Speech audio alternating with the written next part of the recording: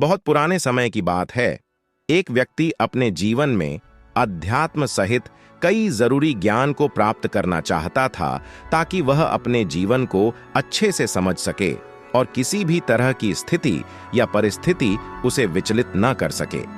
वह जानता था कि मेरी मदद सिर्फ महात्मा बुद्ध ही कर सकते हैं। उसकी महात्मा बुद्ध से ज्ञान प्राप्त करने की लालसा बहुत तीव्र थी।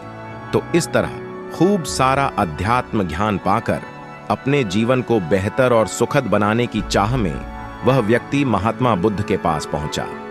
उस व्यक्ति ने हाथ जोड़ दीकर बुद्ध से कहा, हे बुद्ध, कृपया आप मुझे अपना शिष्य बना लीजिए। मैं आपसे बहुत सारा ज्ञान सीखना चाहता हूं जिससे मेरी जिंदगी बदल सके और मैं अपनी जिंदगी में आगे बढ़ सकूं, अपनी जिंदगी को बेहतर बना सकूं। बुद्ध ने उस व्यक्ति की तरफ देखा और कहा, बेटे, यदि तुम मुझसे शिक्षा ग्रहण करना चाहते हो या मुझसे कुछ सीखना चाहते हो, तुम आज से 10 दिन बाद मेरे पास आना। वह व्यक्ति 10 दिन बाद लौटकर फिर बुद्ध के पास आया और कहने लगा, हे बुद्ध, 10 दिन पूरे हो चुके, अब आप मुझे शिक्षा दीजिए। बुद्ध का फिर से यही जवाब था, यदि कुछ सीखना है तुम 10 दिन बाद आओ। ऐसे ही कई महीनों तक चलता रहा। जब जब शिष्य उनके पास आता था, गौतम बुद्ध हर बार उसे ये बोलकर वापस भेज देते कि 10 दिन बाद आना। आखिरकार शिष्य के सब्र का बांध टूटा। हार मानकर इस बार शिष्य ने गौतम बुद्ध से पूछ ही लिया, हे बुद्ध, मैं जब भी 10 दिन बाद आता हूं आप हर बार मुझे वापस भेज देते हो। मुझे आपके ज्ञान की बहुत आवश्यकता है, कृपया मुझे शिक्षा दे, मैं कुछ सीखना चाहता हूं। तो इस पर बुद्ध ने उस व्यक्ति से कहा, ठीक है पुत्र, पहले जाओ 1 गिलास पानी लेकर आओ। वह व्यक्ति उनके कहे अनुसार 1 गिलास पानी लेकर आया। इसके बाद बुद्ध ने कहा कि जाओ 1 गिलास पानी और लेकर आओ। वह उनके कहे अनुसार एक और पानी से भरा गिलास ले आया। अब महात्मा बुद्ध ने कहा कि पहले वाले गिलास में कुछ मिट्टी डाल दो। व्यक्ति ने बिना कोई सवाल पूछे वैसा ही किया जैसा बुद्ध ने कहा।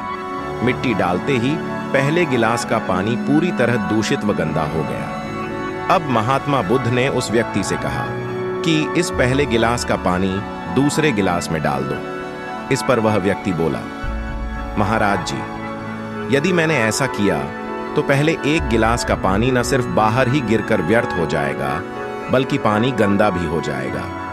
पहला गिलास पहले से ही जल से भरा हुआ है, उसमें अब दूसरे गिलास का पानी भला कैसे समा सकता है।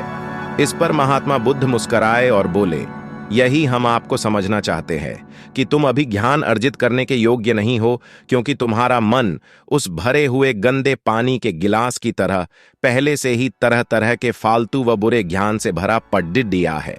तो ऐसे में मेरे द्वारा दिया ज्ञान भला तुम्हारे मन में कैसे समा सकता है। यदि मैंने ज्ञान देना शुरू किया तो वह ज्ञान न सिर्फ व्यर्थ जाएगा बल्कि स्वयं दूषित भी जाएगा।